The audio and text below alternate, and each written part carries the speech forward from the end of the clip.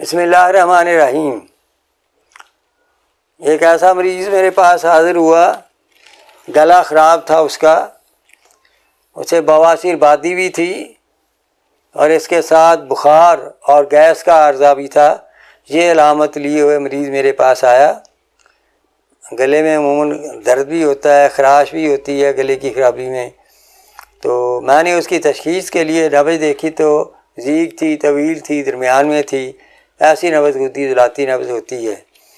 تو اس میں غدد میں تحریک، عضلات میں تحریر اور اعصاب میں تسکین تھی، جس کی وجہ سے یہ عارضہ اسے ہوا تھا۔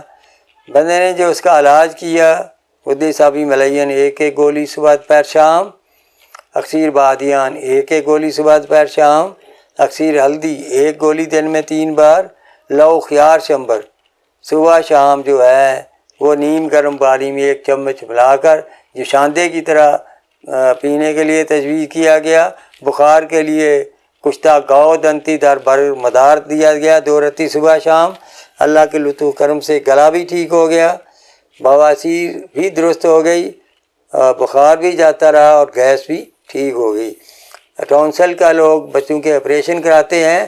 اگر بچے چٹپٹی چیزیں، نمکو چپل، لیز، پاپڑ، شوارما، برگر، پیزا وغیرہ اور اسی طرح خشک گرم اور گرم خشک عضلاتی اعصابی عضلاتی گدی عضلاتی غذائیں بند رکھیں، غدہ اعصابی گدی اغذیہ کا زیادہ استعمال کریں، تو پھر ٹونسلز کے آپریشن کرانے کی ضرورت نہیں رہتی، کیونکہ بچے عموماً پرہیز نہیں کرتے، اس لیے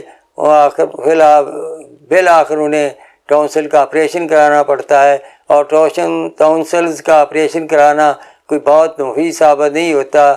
ٹونسل جو ہے وہ انسانی جسم کی جو ہے وہ ڈیفینس پاور ہے، انسانی جسم کی دفاعی جو ہے فوج ہیں، اور وہ انسانی جسم کو مختلف قسم کی امراض سے بچانے کے لیے جراثیم جو ہے ان کو جو ہے سانس کے راستے یا منہ سے راستے گزر کر حملہ آور ہونے سے تحفظ دینے میں بہت زیادہ کردار ادا کرتے ہیں، اور انسان کی نشو و نما کے ساتھ بھی ان کا تعلق ہے۔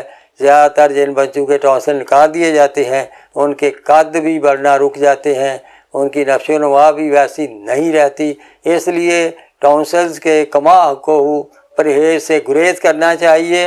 پرہیز کے ساتھ صحیح ادویہ کھائی جائے، یہی غدہ اعصابی ملین، اکسیر بادیان، اکسیر ہلدی اگر متواتر دی جائے اور زیادہ شدید بیمار وغیرہ ہو تو ساتھ لہو خیار شمبر بھی دے دی جائے، 3 مہینے کے بعد یہ ٹونسل کا عارضہ جاتا رہتا ہے۔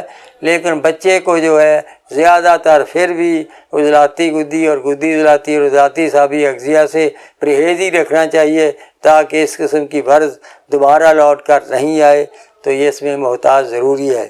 اس لیے جو ہے یہ ہم انشاءاللہ تعالیٰ ٹونسلز کا بھی گلے کے جو ہے کرتے ہیں۔ عموماً بخار بھی اس لیے ہو جاتا ہے جب ٹونسلز کی انفیکشن ہوتی ہے، تو یہ بخار بذات خود کوئی مرض نہیں ہے، مرض تو ٹونسل ہیں، بخار تو ان کی انفیکشن کی علامت ہے، ان کی سوزش کی علامت ہے۔ تو جب یہ ٹونسل ٹھیک ہو جاتے ہیں، اور اسی طرح جو ہے یہ گیس اور جو ہے بواسیر بھی جو ہے یہ بھی گرم مادے ہیں، خشک مادے ہیں، یہ بھی ان ادویہ اور اغذیہ سے ٹھیک ہو جاتے ہیں۔ تو اس میں غدہ اعصابی ملین میں سونڈ 5 تولہ، نشادر 2 تولہ، کالی مرچ 1 تولہ، سرا مکی 8 تولہ۔ سرا مکی کی ڈنڈیاں نکال دیں، صرف پتے رکھیں، چاروں کو اچھی طرح گرائنڈ کر لیں، پانی ہلکا سا ڈال کر نخودی گولیاں بنا لیں، 1 گولی صبح دوپہر شام۔ اکسیر بادیان، سونف، ہلدی، ملٹھی تینوں جو ہیں وہ ہم وزن جو ہیں انہیں گرائنڈ کر کے ملائیں، کیونکہ ملٹھی سے بہت زیادہ نکل جاتا ہے وہ اس کا صفوف اس لیے وہ ہے اگر گرائنڈ کرنے سے پہلے انہیں اکٹھا کر کے گرائنڈ کیا جائے تو اس میں ان کے اوزان درست نہیں رہتے۔ اکسیر بادیان کے لیے ہمیشہ سونف کو علیحدہ گرائنڈ کر لیا جائے، ملٹھی کو علیحدہ کر لیا جائے، ہلدی کو علیحدہ گرائنڈ کر لیا جائے، پھر تینوں کو گرائنڈ شدہ کو صفوف اور ان کے پاؤڈر کو ہم وزن تول کر پھر ملانا چاہیے۔ یہ نسخہ اس طرح جو ہے یہ صحیح اور اوزان بنتا ہے، ورنہ اس کے اوزان میں کمی بیشی ہو جاتی ہے، جس کے رزلٹ اتنے بہت ایکوریٹ اور مثبت نہیں آتے جتنے کہ ہم وزن کی مقدار میں آتی ہیں۔ اس کو بڑھانے کے لیے یہ خاص طور پر ذہن میں رکھیں، اور پھر گوند کی مدد سے نخودی گولیاں بنا لیں۔ اکثیر ہلدی میں جو ہے 2 اجزاء ہیں، ریٹھا اور اس میں ہلدی ہے۔ ریٹھا 50 گرام، ہلدی 150 گرام، دونوں کو گرائنڈ کر لیں اور گرائنڈ کر کے نخودی گولیاں بنا لیں، 1 گولی صبح دوپہر شام۔ اور اس کے بعد چوتھا مرکب جو ہے وہ ہے لہو خیار چمبر۔ یہ ہمارے اس مطب کا بہت بڑا معمول مطب ہے۔ یہ دما کے لیے بھی، کھانسی کے لیے بھی، ٹونسلز کے لیے بھی اور سینے کے درد کے لیے بھی یہ ہمارے ہاں بہت سے کیسز میں معمول ہے، بہت زیادہ استعمال ہوتا ہے۔ سال میں منو خیار چمبر جو ہے وہ لگ جاتی ہے ہمارے اس مطب پہ، تو اس کو جو ہے صبح شام نیم گرم پانی میں 1 چمچ ملا کر دینا ہے۔ اس میں ملٹھی 100 گرام، اناب 100 گرام، سپیستہ 100 گرام، سونف 100 گرام، یہ چاروں چیزیں جو لے لینی ہے، انہیں تھوڑا سا توڑ پھوڑ کر لینا ہے۔ توڑ پھوڑ کر کے انہیں جو ہے 3 کلو پانی میں بھگو دیں، رات بھر بھگوئے رہیں۔ یہ ضروری ہے کہ دن کو بھگوئی ہیں تو سارا دن بھیگی رہیں، رات کو بھگوئی ہیں تو ساری رات بھیگی رہیں، اور پھر 12 گھنٹے کم سے کم بھیگے رہنے کے بعد انہیں پکائیں، اتنا پکائیں کہ پانی آدھا رہ جائے، 1.5 کلو پانی رہ جائے 3 کلو میں سے۔ پھر انہیں اتار لیں، جب نیم گرم ہو جائے رہ جائے تو ہاتھوں سے خوب مسلیں، جتنا زیادہ مسلیں گے اتنا ہی رزلٹ اچھا آئے گا۔ اور پھر مسل کر آخر میں ہاتھوں دونوں میں مواد اٹھا کر خوب پریشر کے ساتھ دبا کر پانی نچوڑتے جائیں اور اسے پھونک نکال کر باہر پھینکتے جائیں، اور جب پھونک سارا نکل جائے تو پھر اس میں گدا املتاس جو ہے وہ 375 گرام املتاس کا گدا وہ ڈال دیں، ہلکا سا اسے نیم گرم کر لیں۔ نیم گرم کرنے کے بعد تاکہ گدا اور بیج آسانی سے علیحدہ ہو سکیں، پھر انہیں اچھی طرح مسلنے کے بعد کپڑ چھان کر لیں تاکہ اس سے بیج بوجھ جو اس قسم کی کوئی چیز ہے یا ان ادویہ میں سے چاروں میں سے کوئی پھونک تھوڑا بہت رہ گیا بچ گیا ہے وہ بھی کپڑ چھان کرنے سے وہ بھی نکل جائے، اور یہ صاف ستھرا جو ہے یہ ہمارے سامنے آ جائے لہو کا جو ہے قوام۔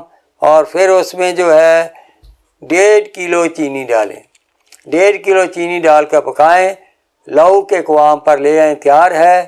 اور یہ 1 چمچے صبح شام نیم گرم پانی 1 کپ میں ڈال کر یہ پینے کے تو انشاءاللہ بہت ہی اچھا ٹونسلز کے لیے، کھانسی کے لیے، استما اور دمہ کے لیے یہ بہت ہی مرکب بہتر ہے۔ اور جب یہ گدی صابی ملین اور ذیق و نفس سے ملا کر دیا جاتا ہے تو پھر تو ذیق و نفس تک کے لیے یہ تریاق کا حکم رکھتا ہے۔ یہ میرا روز کا معمول ہے۔ کشتہ گاؤ دنتی لے لیں، گاؤ دنتی کے نیچے بھی آپ پتے رکھیں، پھر اوپر گاؤ دنتی کی ڈلی رکھ دیں، چاروں طرف پتے رکھ کر جو ہے وہ جو ہے اس سے 2 تار ہے جس سے کہ ہم سریا باندھتے ہیں عام طور پر چھتیں بنانے کے لیے، اس کے چاروں طرف تار باندھ دیں تاکہ پتے اچھی طرح اس کے ساتھ جو ہے گاؤ دنتی کے ساتھ لگے رہیں۔ پھر اسے بے شک 20 کلو اوپلوں کی آگ دے دیں، یا ہمارے سام تو یہاں لنگر پر کافی جب سالن پکتا ہے تو کافی آگ جلتی ہے، ہم تو بعض کا اسی طرح اس چولہے میں نیچے رکھ دیتے ہیں، اوپر سے لنگر کے لیے آگ جلا دی جاتی ہے۔